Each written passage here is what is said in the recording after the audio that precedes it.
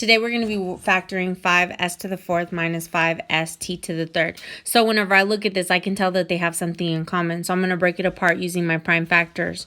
Well, if I break that apart, I end up with a 5 times an s times an s times an s times an s.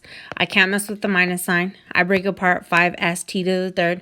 So I have 5 times an s times a t times a t times a t. After that, I'm going to look for what they have in common. The first thing you should always do is look for their greatest common factor. So I can see that they have a 5 in common. I'm going to go ahead and I'm going to circle my 5s.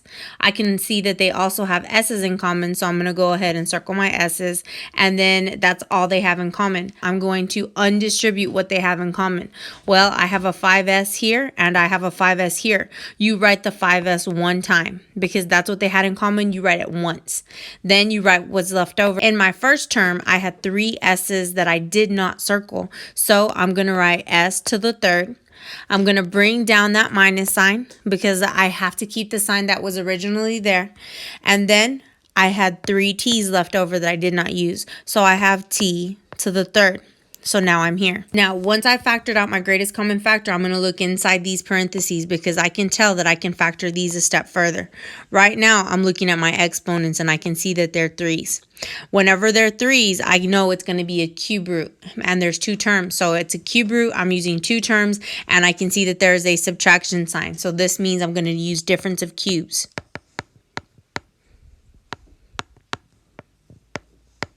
I'm going to take the cubed root of my first term, and I'm going to take the cubed root of my second term.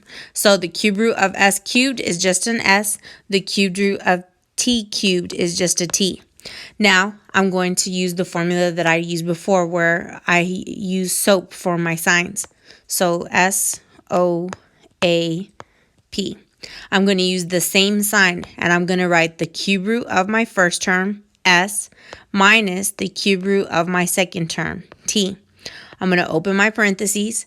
I'm going to square the cube root of my first term. So I have s squared.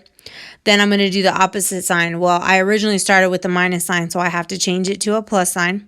I'm going to multiply my s times my t. I get st. And then my last sign is always positive. So I'm going to put a plus sign right there. And then I'm going to square my t. So t times t gives me t squared. And I'm going to close my parentheses. And remember, we had a greatest common factor of a 5s. I need to make sure that I put that down first. So I have a 5s. So these are my factors.